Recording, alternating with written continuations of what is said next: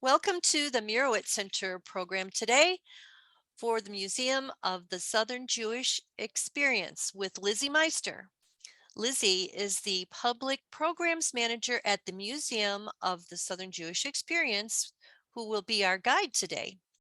She's originally from Milwaukee, Wisconsin, where she went to Jewish summer camp in the Northwoods and developed a love for engaging programming. Her love for the South came during her time as a community engagement fellow in Jackson, Mississippi. Before moving to New Orleans to work at the museum, Lizzi lived in Seattle, getting her master's in musology. Am I saying that right? And working with a Jewish co-op. She enjoys continuing to weave her love of museums, programming, and Jewish stories at the Museum of Southern Jewish Experience. Please welcome Lizzi Meister. Hi, everybody. It's really great to be presenting with you today. I'm going to pop on my shared screen. You should be seeing a PowerPoint presentation that will help guide us today as we kind of go through some stories that we tell here at the Museum of the Southern Jewish Experience. We're located in New Orleans, Louisiana, and we opened just 9-ish months ago in May. Actually, I guess 10-ish months ago, last May. And I'm really excited to get to share this story with you virtually. I know that St. Louis is kind of on this cusp between the Midwest and the West and the South. And so as we go along today, I invite you to consider which stories reflect your own experiences. Perhaps some of you come from our 13-state southern region, from Texas, Oklahoma and Texas, all the way over to Virginia, down to Florida. There will be a map later. And I am really excited to get to present with you today. So a few logistical things before we get going. I ask that everybody stay on mute throughout this presentation, just so you can hear me best. If you have any questions, please pop them in the chat. And we will also have an opportunity for questions and answers at the end. But we're about to go through 300 plus years of the Southern Jewish Experience. So sometimes we lose our questions. So if something pops in your head, I invite you to write it down because we don't want to lose those fantastic questions. There are a few opportunities for all other types of engagement. So I'm also going to invite you to use the chat during that time. And with that, let's get started. I like to start with a little bit of Southern Jewish trivia. What do we already know about Jewish life in the South? So my first question, and read this one carefully, what city had the first synagogue outside of the original 13 colonies? Was it A, Savannah, B, Mobile, C, New Orleans? And you can put A, B, or C in the chat as your answer.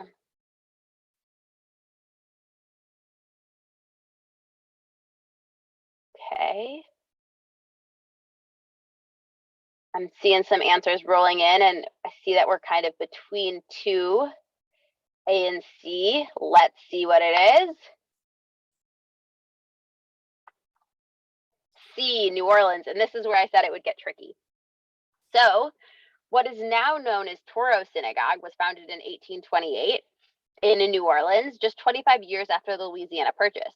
Toro Synagogue's congregation resulted from a union between two original congregations, Congregation Gates of Mercy and Congregations Dispersed of Judah, and was founded in 1828. It was later renamed Toro Synagogue after the merchant philanthropist Judah Toro, son of Isaac Toro, leader of the Rhode Island Synagogue, named for him. So this is where it gets a little tricky. One, Savannah does have one of the oldest congregations in the United States, but Georgia is part of the original 13 colonies, so it's a tricky one. And also, if you're saying Toro Synagogue, I'm familiar with that one in Rhode Island. You are correct. One is named for the father, Isaac, and the one here in New Orleans is named after Judah, the son. And one more question. Which African-American musician was taken in by a Jewish family at age 7 and given his first instrument? Was it A, Jelly Roll Morton, B, Louis Armstrong, or C, Buddy Bolton? Louis Armstrong. Hearing and seeing B, Louis Armstrong. Let's check it out. Yes, indeed, Louis. So the Karnofsky family of New Orleans employed young Louis, he collected refuse, bottles, and rags, and helped, the Karnofskys helped young Louis buy his first instrument, a cornet. Armstrong wore a Jewish star necklace around his neck as an expression of the gratitude for this Jewish family that helped him as a youngster. So we already have a little bit of our own Southern Jewish trivia, but let's see what other fun facts we can learn today together. And the first little bits of trivia or information I like to give folks is about the museum before we talk about the things that we have here. So a little history of the museum. So this museum was actually originally founded in I do this a lot. If you hear a number and you go, wait, it's about 100 years off, I flip my numbers a lot, feel free to catch me in the chat. 1986, at Harry S. Jacobs Camp in Utica, Mississippi. Utica is a really small rural town outside of Jackson, about 45 minutes outside of Jackson. So it wasn't exactly the most accessible place to have this museum. And so in 2012, they made the decision to shut the museum at camp, and a hunt for a new home was on. A group of volunteer board members thought about places in our 13th state region where the museum could have its biggest impact. Choosing a place with high tourist traffic and also a place that didn't already have a Jewish museum, and New Orleans, Louisiana was chosen.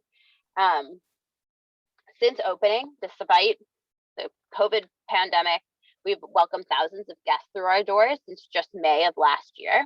Our tagline, Shalom, make yourself at home, underscores this vision that we have for the museum as a place where people can come together and have comfortable conversations and learn with one another and be able to tell their own story and see their own stories reflected back to them. So that's what we have. That's the history of the museum. What are we telling here? So the museum tells 300 years of the Southern Jewish experience, starting in 1585 all the way up to present. And we work to tell these stories in a variety of ways. First, through these big historical themes that mirror and reflect the experiences of many Americans throughout these times, through the particular stories of place, like these Southern towns and cities, and individual stories. Southern Jewish history, it intersects with Jewish history and Southern history, and American history. And throughout our galleries, you'll see this history reflected. Whenever possible, we view these bigger themes through individual stories told through objects and personal narratives and digital interactives. And as I said at the beginning, we're always looking for more things to add to this. Your stories are critical to add to our collection. So as I go along today, I invite you to consider which stories you know, whether they're your stories, your friends or family stories, reflect these themes in the museum, and perhaps the artifacts that attach to these themes resonate with you. So these themes that I'm talking about are roughly chronological, but one of the things that I like to talk about is they don't happen necessarily chronologically in this perfect linear way. So what does that mean? We start with immigration, how and why Jewish people came to the South, first through port cities, and then what drew them into the interior of the country. But we know that Jews continue to immigrate to the South. So we start our museum with this conversation of immigration, but we don't really ever put that conversation away. It's always underscoring the things that we're talking about. Okay, these are just some of those big things that we're going to talk about. Now let's dive into what we have here. So the museum opens with this timeline, and it starts in 1585. 1585, the first Jewish person came to the colonial South. His name was Joachim Gans, and he came to the Virginia colony on Sir Walter Raleigh's expedition. He was a metallurgist and a mining engineer. He did eventually return to England, but the first story of Jewishness in what becomes the United States actually starts in the South, which kind of is in opposition to perhaps a story you're more familiar with. Because in 1654, the first Jews to stay in the United States did so in New Amsterdam. It was a group of Portuguese Jews who stayed in the United States. And that is kind of where you see that story of Northeastern Judaism start happening. And so throughout the galleries, we are constantly thinking about what stories might be more familiar to people and how we can reflect or poke holes in that narrative. Okay. And then when the other thing that we like to do throughout the museum is think about ways that certain perspectives haven't been recorded and focused on in history. So for example, the archives and objects from these early time periods, really up to these modern time periods, certainly skew towards men and the male experience, but we know that women were active and engaged decision makers throughout this time. So we are including these stories, we're enriching our understanding of Southern Jewish history, while also telling these important perspectives. So let me tell you about Rachel Mordechai Lazarus. In 1809, the Mordechai Female Seminary in North Carolina was opened by Jacob Mordechai, whose daughter is Rachel Mordechai Lazarus. Rachel served as the head instructor of this school, where needlework and dancing were taught to subjects alongside subjects that were often reserved for male pupils, like in Latin and math. Mordechai Lazarus also deeply impacted her close friend Maria Edgeworth, an author, to confront anti-Jewish stereotypes in her writing. And then 1893, the National Council of Jewish Women was formed, America's oldest Jewish women's organization. Hannah Solomon of Illinois founded NCJW to address the lack of Jewish education and professional experience. But from the start, Southerners held prominent positions, including Carrie Simons of Alabama and Jeanette Goldberg of Texas. So what we see here is that Jewish people, Jewish women in the South, were involved in these national trends. We're looking out. So we're seeing kind of this theme emerge of Southern Jewish experiences not being an insular experience. It's an experience that looks out. Okay, so now we got some timeline. You're in the next little bit, we'll go through from 1585 to the 1900s, so a big chunk of time. And let's keep going by exploring, I talked about earlier, immigration. So the earliest Jewish people to settle in colonial America were Sephardic, with many tracing their heritage to Spain and Portugal before the Spanish Inquisition, and then they came by way of Holland and England and the West Indies. They settled in port cities in the Caribbean and along the eastern seaboard and worked in trading industries. And this is where we see the earliest Jewish communities in the South forming. So for example, Mikveh Israel in Savannah, Georgia, my trick question from earlier, is one of the oldest operating synagogues today and was founded originally by Sephardic immigrants.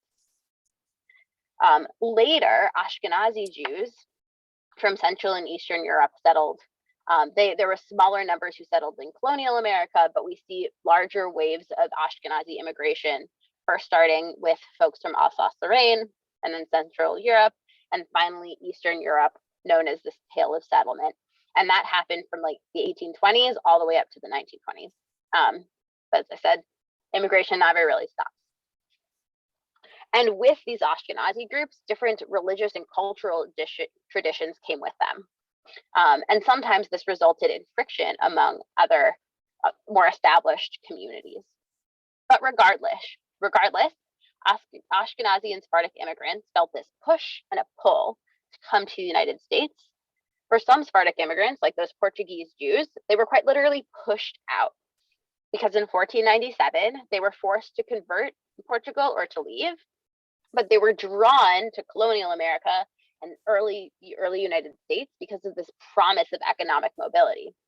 Similarly, Ashkenazi Jews centuries later were pushed out of Eastern Europe due to pogroms, civil unrest, lack of opportunity, but they were pulled to the United States by the promise of a better life, of reuniting with family who was already here. And these stories, these pushes and pulls, aren't only for Jewish communities. This push and pull story kind of reflects the experiences of many immigrants, regardless of religious background. But when we think about these immigrant stories, we're thinking about these really big picture ideas. But the thing that I love that you could do with artifacts in the museum is think about individual experiences. So take these candlesticks, for instance. Someone brought them, they held them in their hand as they were packing their bag, and they looked at them and said, I need these in my new life. They remind me to celebrate rest. They remind me to celebrate Shabbat. These candlesticks were brought over from Lithuania by the parents of South Carolina legislator Harriet Hirschfield Kinserling. And her parents brought them over because they identified that their religious practice, these candlesticks' history, were necessary for their new life in the United States. And then we can think back out about the things in general that get saved and passed down. They end up in museums like ours. They end up in our own personal homes, and they connect us to these deep and personal stories of the past. And then we continue to add to the stories as we use them, as we hold them in a museum, and we ask other people to reflect on them. And I love that about a museum artifact. Okay, we're going to keep going and talk about this trunk. But before we do that, I'm going to ask you to type in the chat where and from where and when did your family come in to the US? Extra points if you can add from what port city or what landing spot. From where, when, and what port city or landing spot did your family come into the United States? And I'll wait 30 seconds as everybody's typing away.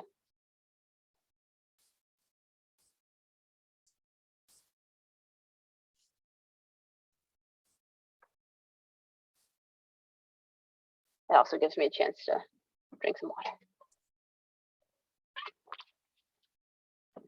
I see Russia to Boston, Russia and Poland, 1910 to 1920 timeframe, Lithuania circa 1900, Galveston to Belzoni, Mississippi. I know how to spell Belzoni, to Yazoo City.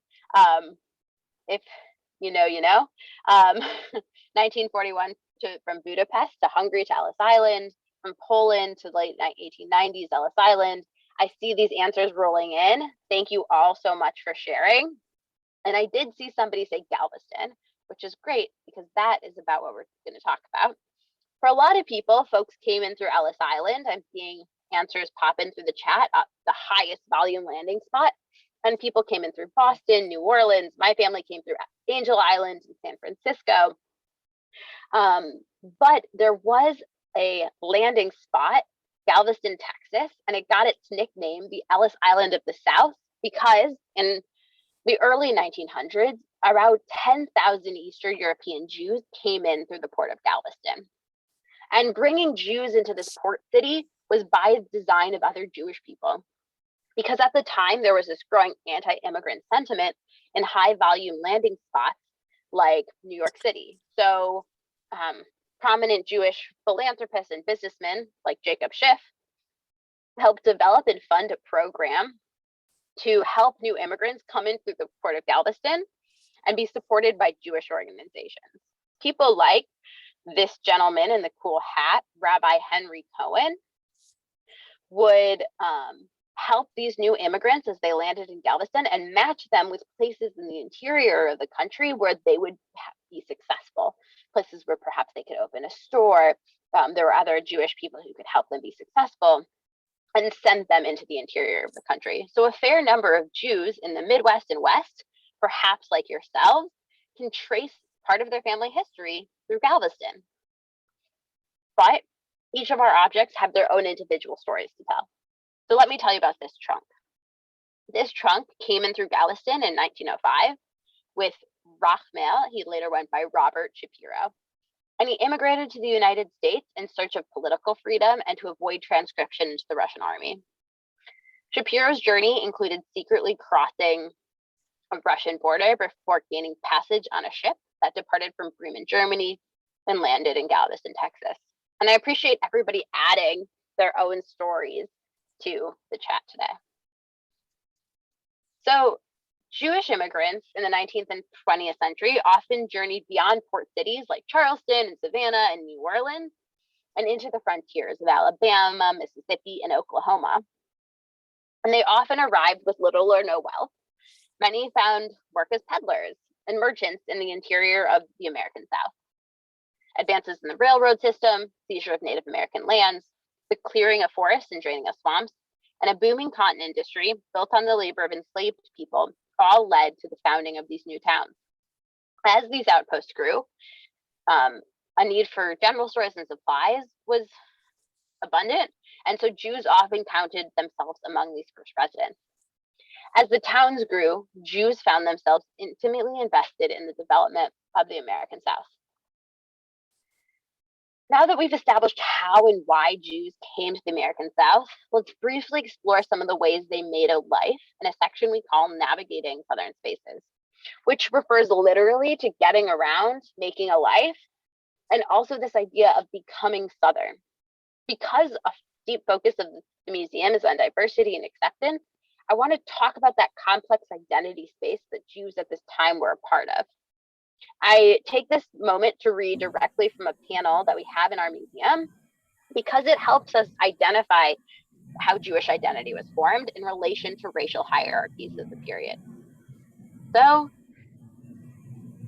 Southern Jewish acceptance into white society was conditional and complicated. They faced discrimination, as did other ethnic groups, albeit in varying forms. Nevertheless, Southern Jews benefited from a system that forced African Americans onto the bottom rung of the racial hierarchy. Southern Jews enjoyed opportunities economically and socially and politically that were unimaginable to African Americans before, during, and after the Civil War. Many Southern Jews turned a blind eye to the racial injustices that benefited them. Others directly contributed to these injustices by owning enslaved peoples or through supporting a political system that kept African Americans in various forms of enslavement. So from here, let's talk about what that means. Let's talk about how Jews interacted with slavery in the pre-Civil War era and the impact that then has of Southern Jews' interaction with African Americans in the post-Civil War era. Let's acknowledge that it's complicated and there are many different perspectives and lived experiences, but some facts. In the pre-Civil War South, Jews owned enslaved peoples at the same rate as wider Southern society. In the museum, we have the bill of sale of a young enslaved person. Her name was Harriet. She was 12 years old, to Kara Weisberg of Arkansas. We also talk about Judah P. Benjamin. He's this key figure in the Civil War era political scene. He was the first Jewish person to serve in Congress. He was a Louisiana senator, but then when the Confederacy broke from the United States, he became this key Confederate figure as well. He served as Attorney General, Secretary of War, and then Confederate Secretary of State. And we see the importance of him at this time in our collection because in 1862 and 1864, Benjamin's likeness is found on Confederate dollar bills. I like to say, like, we know who's on, our bills today. We're still arguing about who gets to be on our money because it's this really important conversation of whose face do we see, whose stories are we telling all the time. And Benjamin's story was that for the Confederacy. But we also acknowledge that not all Southern Jews were pro-slavery because there were Southern abolitionists like Moses Elias Levy. So why are we telling these stories? One, it's part of the Southern Jewish experience. Retelling and acknowledging these histories is critical, and we can't shy away from these uncomfortable stories or try to tell a single narrative. One of the things that I find incredibly interesting about museums in general is that they're on the whole really trusted institutions, rating far and above politicians as people we trust, and actually just below families and friends of people where we get our information. And the way we build that trust is to ensure that we're telling these multiple perspectives from the past. We're creating an intricate story of the past that is as complex as the present. So that's part of the conversation we're having.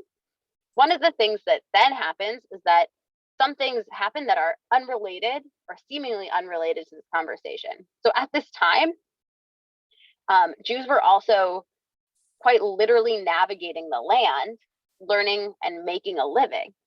And one of the most pervasive ideas of this time, of the Southern Jewish experience, is that of the peddler. So the peddler, he went town to town, he sold his wares, and he was welcome into these small communities, many of which were too small to have their own general stores.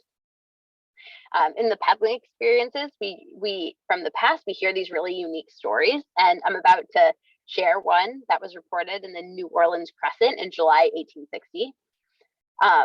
And take a listen and think about how this particular experience could be a challenge for some Jewish peddlers. So the Crescent reports that the fair is bacon and bread for breakfast, bacon and bread for dinner, some bacon and bread for supper. We have bacon on the table and bacon under the table. So while not all peddlers were religious, others needed to be creative to meet the challenges of observance on the road. Southern Jewish peddlers often set out on Sunday or Monday and returned home by Friday to rest and pay for Shabbat. For only treif or non-kosher foods like ham and pork seasoned vegetables were available, some Jews carried boiled eggs, while others ate what was served. So the experience of the peddler wasn't uniform. Some peddlers made it. They accrued enough capital to start their own merchant store, but many others failed and took up a wide range of professions from mayors, bankers, teachers, farmers. But the story of the merchant store is a popular narrative in Southern Jewish experience. And at our museum, you'll see kind of the beginning of our merchant store area here. We tell this story, but it's a lot of individual stories. And perhaps your own story is reflected here as well. So when you come to the museum, as I hope you all will, I invite you to come and spend time in our merchant store area and read about these individual stories. Because butchers and dry goods, clothing makers, shoemakers, this is what is so critical and rich in the Southern Jewish experience. So I'm going to keep rolling to an area of our museum that we call votes of acceptance and an age-old prejudice. These are two strands of the Southern Jewish life that exist and converse with one another. I'll start with votes of acceptance, and then we'll talk about this idea of an age-old prejudice. So this map right here is our 13-state region with red stars and blue stars. The red stars represent towns that have elected one Jewish mayor, and the blue stars represent towns that have elected 2 or more Jewish mayors. And as you can see, there are multiple stars in each one of the states, which means a few things. One, Jewish people were all over this region. That's a simple thing. But also, it indicates to us that Jewish people had enough social capital to become mayor of their small towns.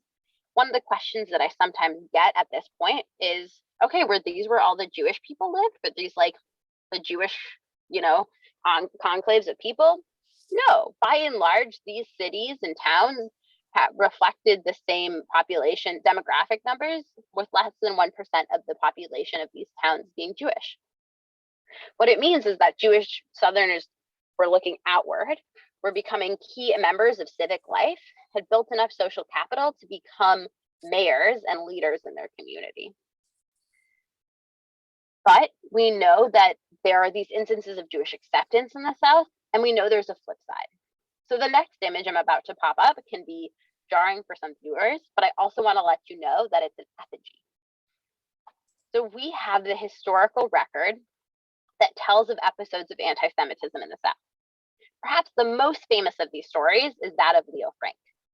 He was a pencil factory superintendent and was convicted of the 1913 murder of 13-year-old Mary Fagan. When his sentence was commuted to life in prison by Governor John M. Slanton in 1915, a mob broke Frank out of jail and lynched him. So the image you see here is the effigy of Governor Slanton and reads, "John M. Slanton, King of the Jews." So this case was really unsettling for Jewish people at the time. It adds to our complex understanding of the Southern Jewish experience. We know that the South wasn't inhospitable to Jews because of that wide acceptance of Jewish mayors, but we also see places and times and moments where Jewish identity was fraught. And this adds to our story. So I'm going to keep going as we keep building the story, and we're moving now kind of into the 1890s, 1880s, 1890s, as we talk about this theme of institution building Southern Jewish communities. In this area of our museum, we talk about how Jewish Southerners built community through securing burial grounds, raising funds for synagogues, and establishing schools. In part, this sets Jews apart from their non-Jewish neighbors, and that it literally creates a space away for Jewish use. But on the other hand, it's this incredibly Southern thing, as in this Bible Belt God area of the United States, Jewish people were creating a space of community centered around religion. There's so much to talk about in this community building space, but I want to focus particularly on our crazy quilt, this crazy quilt right here. So in 1885, the women of Temple B'nai Israel in Canton, Mississippi, the Women's Sewing Circle, came together to stitch this beautiful quilt. And it was likely part of a fundraiser, raffled off, and had the women coming together to create something to support their synagogue. These women would come together and quite literally stitch themselves into this larger piece of work. And it also points to how these communities weren't insular, because during this time, there was a crazy quilt craze. I love saying crazy quilt craze. I challenge you to say it too.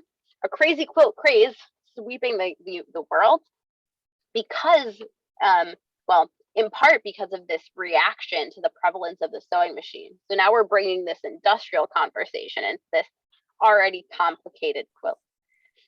So the sewing machine allowed people to efficiently sew those small replicatable stitches super easily. So that type of beautiful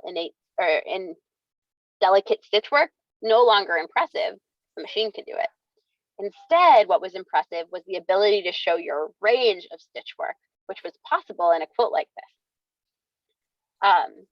So groups from all over the world would come together and sew quilts just like this, and it meant that the Sisterhood of Canton, Mississippi was dialed into this national and international trend that was influenced by industry. Just so interesting. And then here at the museum, we ask our viewers to consider this metaphor of stitching themselves into this Southern Jewish community on our digital interactive table.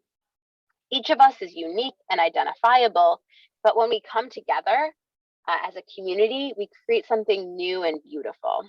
We can focus on our individual stories while also getting to see this complicated larger picture. So this interactive has become one of our most popular stops. Yesterday, we had a group of 8th and 9th graders in the museum, and somebody came out to me, was like, that quilt table was the most fun thing ever. And I was like, thank you very much. It was very sweet. And I invite you to get to play with our quilt table and add your story to our community as well. So we are now going to take a break from the history and stop in our Foundations of Judaism gallery, our gallery outside of time. So we welcome everybody to the museum, whether they be Southern and Jewish, Southern, Jewish, none of those combinations. And this gallery creates an opportunity to learn about Judaism as a religion for those visitors who want to learn more, but also show how Jewish ritual objects have their own lives and experiences and meanings in a Southern context.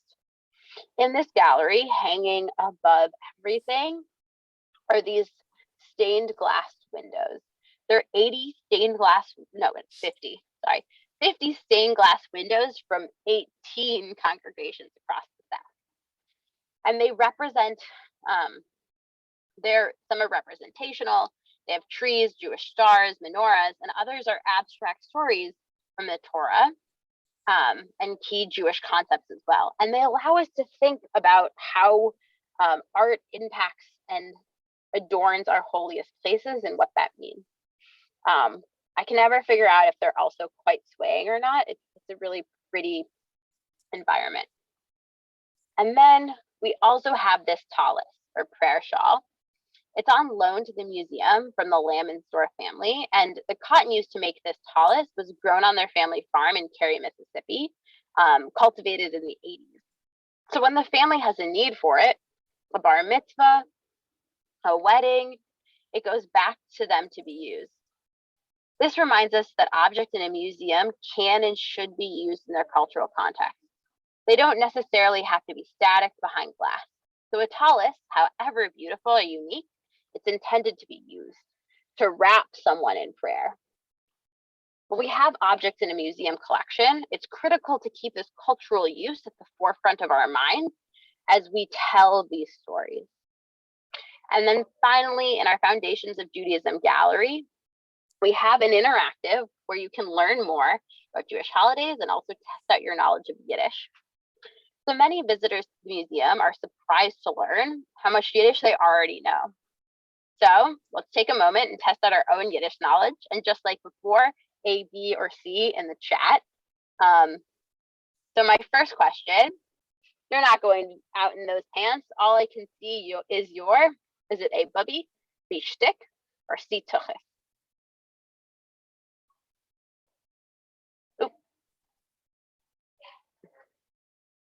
I'm seeing some C's roll in. Let's check it out. Tuchis, it is. Exactly. Okay, next question. He never has solutions. All he can do is A, oy vey, B, fetch, C, gorsnit. Seeing some B's roll in.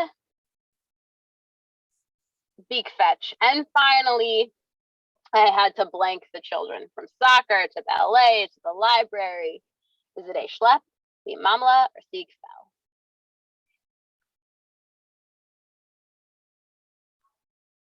And those A's keep rolling in, and it is in fact A, schlep. 100 for 100. Good job, everybody. When you come to the museum, I invite you to continue playing. There are definitely more questions here to get right, and I imagine you are all poised to get 100% at the museum as well. So this is the part where we roll into our 20th century gallery. So I have 12 minutes to get through all of the 20th century, so wish me luck. In our 20th century gallery, we start with the timeline.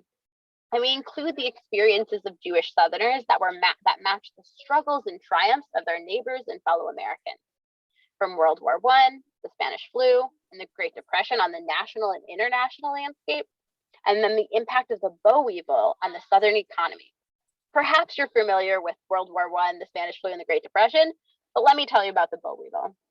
Because it's a beetle, and it feeds on cotton buds and flowers. And in the 1920s, it infested all of the US cotton growing areas and devastated Southern industry and people working in the American South. And it led to this great migration. The term Great Migration is related to African Americans who moved out of the South and into cities like Chicago, Detroit, St. Louis. And it also deeply impacted the Southern economy going forward.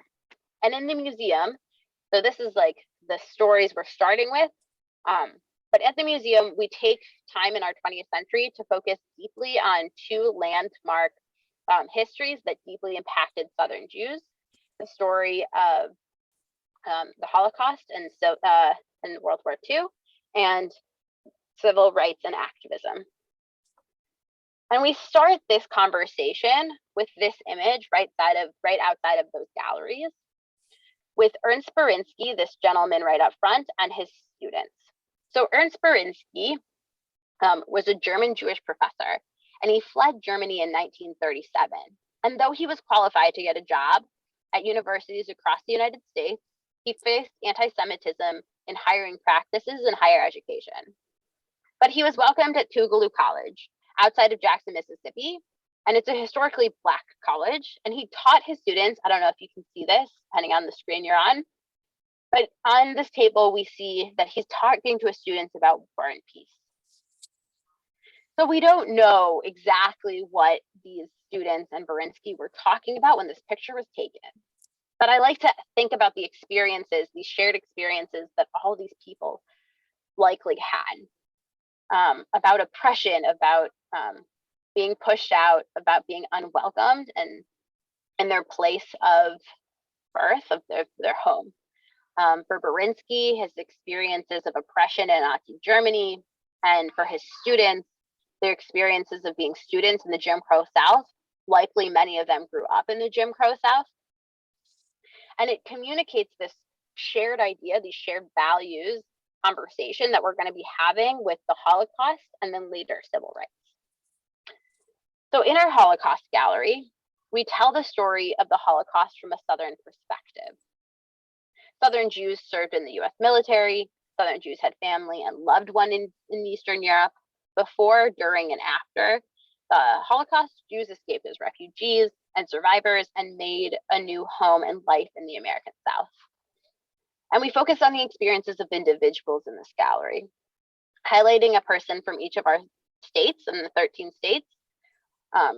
And we also we have these oral histories, and I'm gonna invite you to listen to Ann Levy's experience of coming to the Jim Crow South and how she felt about that, considering her experiences in Europe before.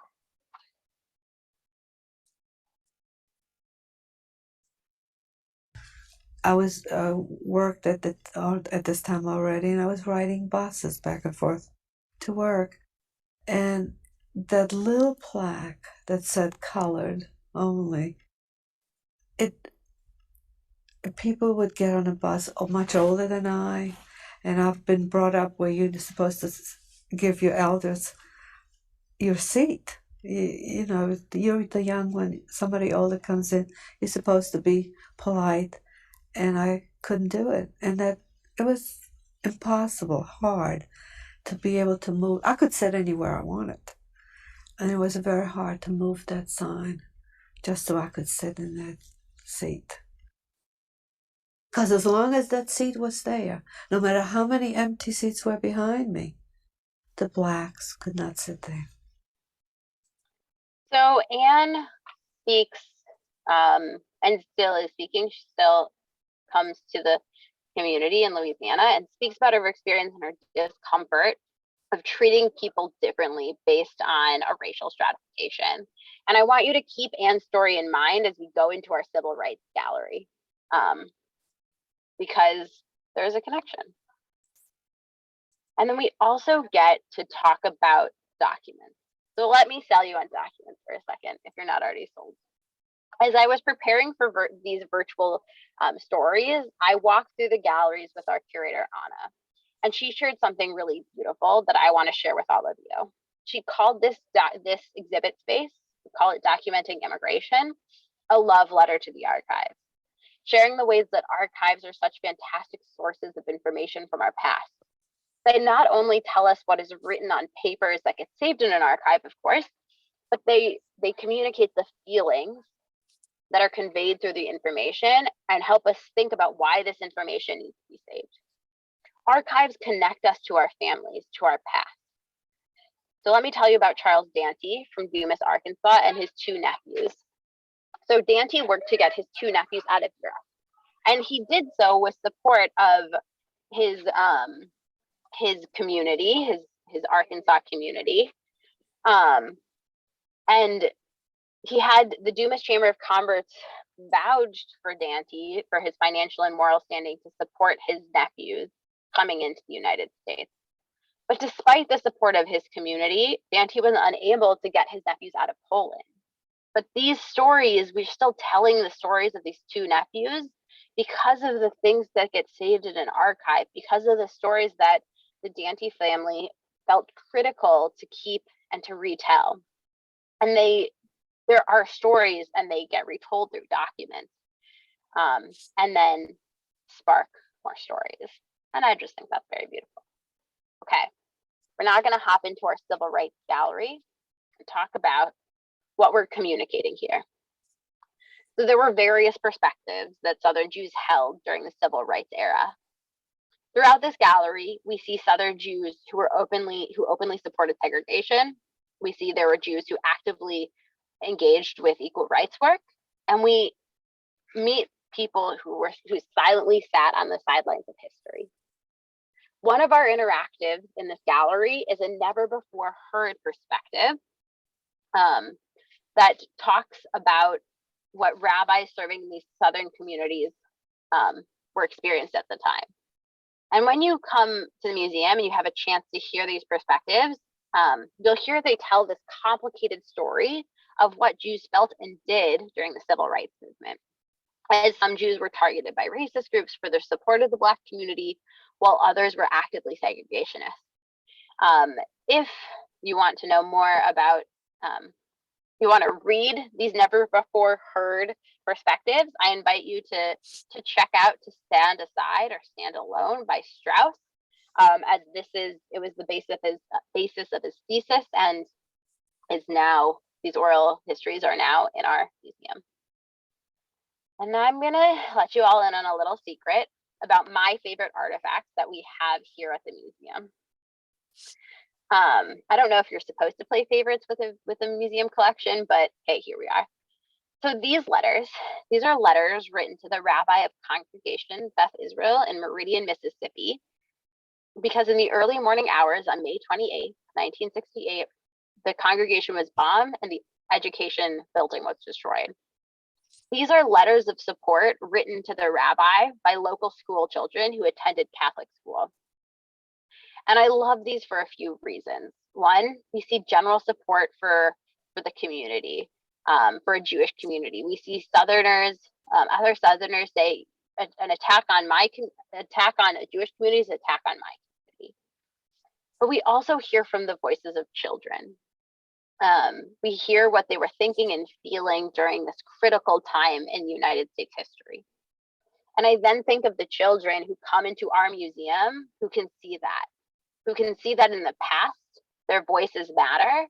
In the present, their voices and opinions and decisions, they matter. The things that they choose to support, to uplift, that is critical and helps people continue.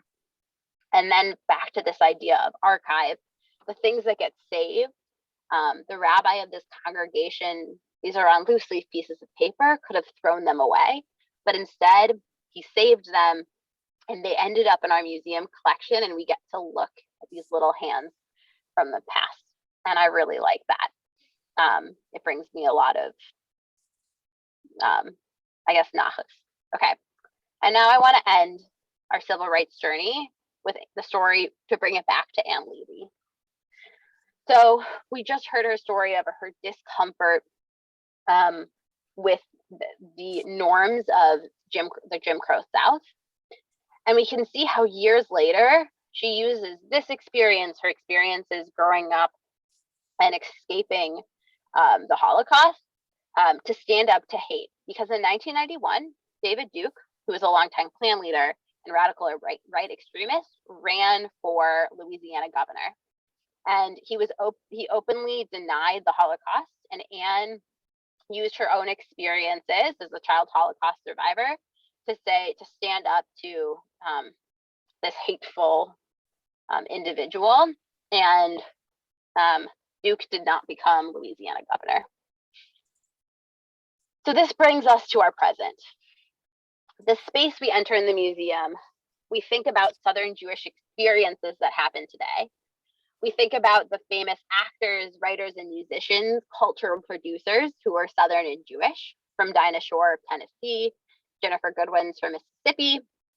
And then one of our most connectable pieces in the museum is from our summer camp exhibit. I'd say at least twice a week, visitors come in and share that they know somebody in this exhibition space. We document summer camp sweethearts, people who met their loved one, their spouse at Jewish summer camp. It's also this really important idea of where Jewish youth find identity and build these social connections. And it's a testament to Jewish geography and the ways that Jewish people seem to know each other. And of course, we can't forget how Southern Jews have established themselves within Southern celebrations. So we recently celebrated Fat Tuesday, or Mardi Gras, here in Louisiana. And it's a carnival celebration that leads up to the Catholic observance of Ash Wednesday and then the Lenten season. So Carnival is celebrated all over the world, including the Gulf Shore of the United States. And it's this huge celebration, if anybody's familiar with Mardi Gras in New Orleans. But Jewish people weren't always allowed to be part of these Mardi Gras celebrations. That has since changed. Parades are led by crews, parading groups, and now there are 2 Jewish parading groups here in New Orleans.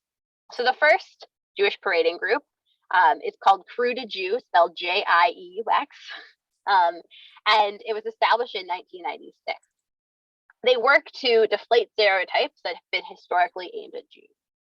And crews have signature throws that they throw at the crowds. Historically, it's beads, but people make special things. And Crew de Jew throws out dehydrated bagels.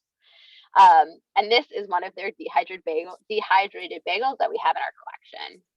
In addition to throws, crews make floats each year, and that provides political, social, and religious commentary, often with a bit of humor. So we also have Crew de Michigas's, the second Jewish cruise float from 2019, and it's the infamous RBG, not infamous, the notorious RBG, Ruth Bader Ginsburg. And it was designed by crew chief Diana Lundin. So that brought us all the way up to present. And I'm curious, what questions do we have? And we just ran through a whole bunch of history.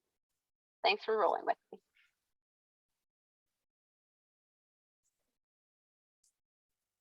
So if you want to add your question to the chat or raise your hand.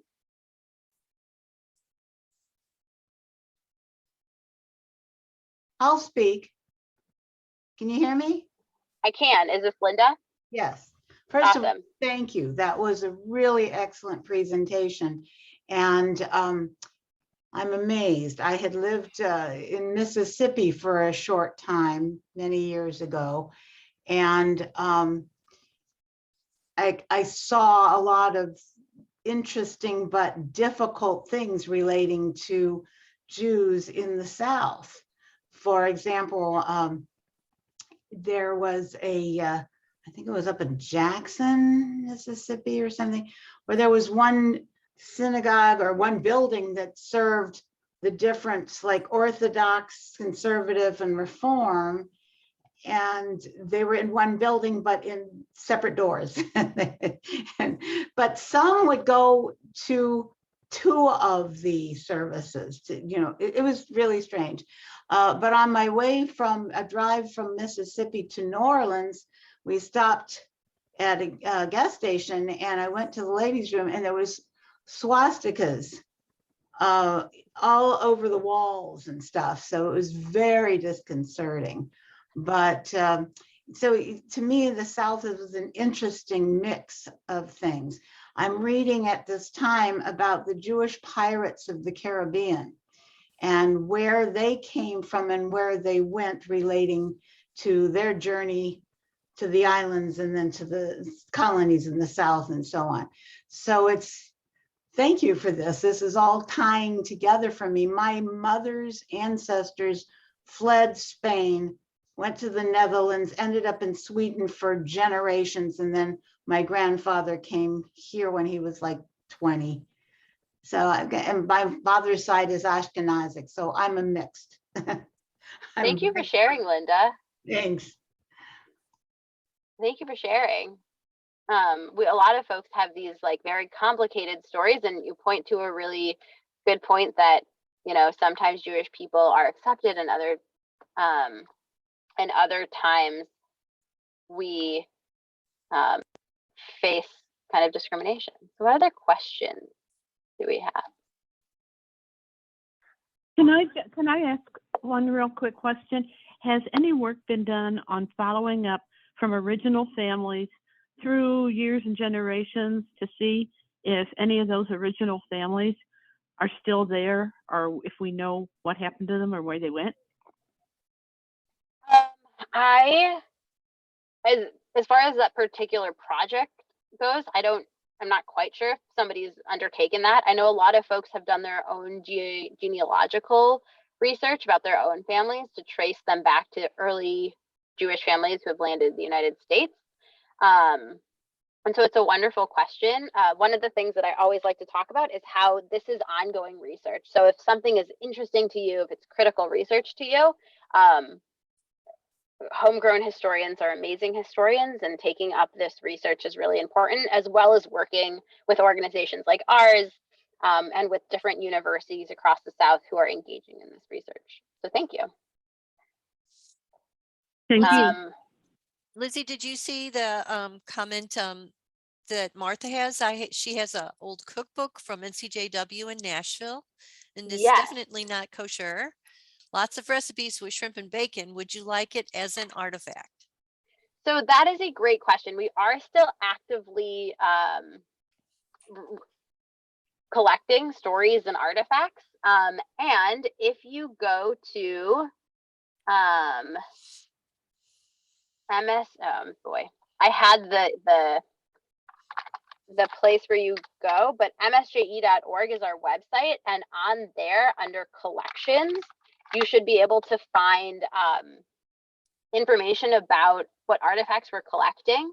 And there's a form you can fill out because we are actively collecting, and I happen to know that cookbooks are of particular interest to us right now. So thank you. And then I see other folks who are putting their experiences in the comments. So thank you so much for adding those experiences to the chat. Oh, I think I didn't put that in the right place. Am I allowed to ask a second question? When I was down south and I was in New Orleans and El Paso and San Antonio and went through a lot of cemeteries, do you know if any work is done in the cemeteries following any Jewish families? Absolutely. So similarly, like the genealogical research that people undertake are certainly related to cemeteries. I just was talking to a gentleman, this is kind of anecdotal, a gentleman yesterday who was sharing that his community in South Carolina, there's one Jewish person who is in charge of making sure the cemetery is upkept and also helping people connect to their family members. So in that instance, it's that singular story of, you have to go to the cemetery, but I'm also thinking there are connections to cemeteries as well. We do certainly use obituaries found on places like newspapers.com to help us understand these connections through time. So thank you so much for that question. Could you address maybe the difference in Jewish life for those Jews that chose a very small town? They might have been the only Jews in the town. You read about that and their differences, and maybe those that congregated in became part of the larger city and such. Thanks, Reba. Yeah. So I can't say, Jewish people in the rural towns had this experience on a whole, but and people in cities had a different experience. But what I can say is that that part where we're talking about institution buildings, we see institution building time, like the 1880s to the 1910s and onward. We see smaller Jewish communities looking to connect with other small Jewish communities. In part, as their young people become of marriageable age, trying to find a Jewish spouse is a critical component to that conversation. Some Jewish people looked to other Jewish communities for a Jewish spouse. Some people did not look for a Jewish spouse. We have some stories of how rabbis kind of on the day of a wedding was like, and now because you're marrying a Jewish person, you are also Jewish. And that's kind of some people's conversion record, which is really interesting. And then, bigger cities like Atlanta, New Orleans, who've always had these kind of bigger Jewish communities, that conversation looks a little bit different. And those connections that people have up until the present, I think another big place where people make Jewish connections were in youth groups, and then youth groups turning into summer camps for those young people. And then we see in the 1980s, some of these smaller rural communities with Jewish congregations closing their doors. And that's actually the impetus of the museum, in part, was making sure these Jewish stories had a home, and that home was the museum. And so our collection is kind of built on these rural stories, and we are also adding to it with these bigger histories as well. So thank you, Reba. Okay, also, I think St. Louis is very big with Mardi Gras. We're kind of we're pretty close to New Orleans, and I think, I guess up east in New York. Also, the many Jews, the peddlers you talked about, went among the Indians. I have a book, The Jews Among the Indians, and we actually at Mount Sinai have one of them buried in one of our cemeteries here. So Thank you, but Reba. that- Thank you for sharing so those stories. yeah, you know, and I think maybe some of them did take the Native American as a wife, and they were peddlers back and forth. So Mm, interesting part of where very. the Jews went. Thank Okay. you. We have time for a couple more questions. Mr. Scissors, do you have a question? Yes. I look at the works of Alfred Urey, Driving Miss Daisy, The Last Night of Ballyhoo, and Parade as being a great chronicle of the Jewish experience in the South during the 20th century. I have a friend whose parents met at Ballyhoo. I often contrast my grandmothers with Miss Daisy and have also experienced some of the prejudice at Parade. I was wondering if you could talk about that some. In terms of how different plays and like cultural experiences depict the Southern Jewish experience. Yeah, I can't speak exactly to these stories, but here at the museum, we have a place, it's a bookshelf. Let me see. Oh, I'm no longer sharing my screen. It's a bookshelf that has books written by Jewish, but mostly non-Jewish authors that talk about Southern Jews and how this idea is deeply, how Southern Jewish culture and people were influencing people like the author of, oh goodness, the character is Scout. My head is not working. To Kill a Mockingbird. So we have that story. I can't speak exactly to what exactly you're talking about, but that's what I love about these conversations is that people add their own perspectives and histories and ideas to it. So thank you so much for sharing, Mr. Scissors. Okay, Kathleen, and then we will have to end the program. But Kathleen, do you have a question?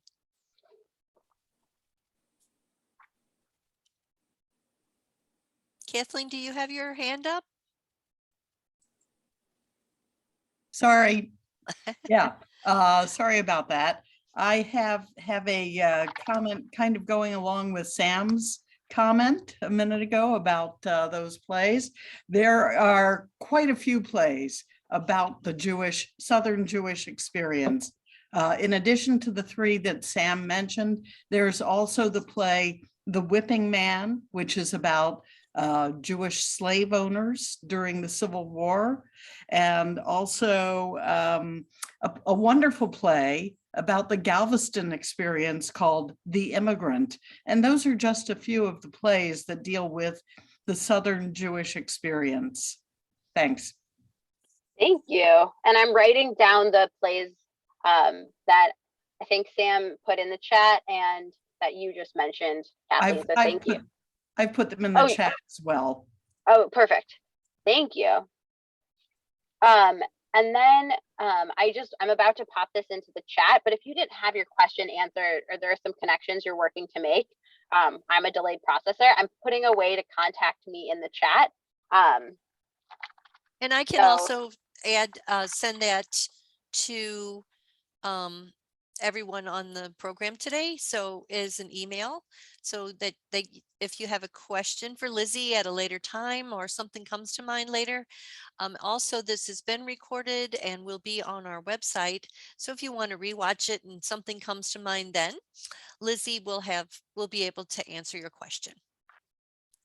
Thank you, everyone. Lizzie, what a wonderful program today. Thank you so very much for giving us the program today. It was very informative and certainly might have brought a couple of questions to mind. So we appreciate everything you've done for us today, and thank you, and we will be in touch. Thank you all so much. I hope you have a great rest of your day and come to New Orleans. The museum's open. Thank you. Bye, everyone. Bye.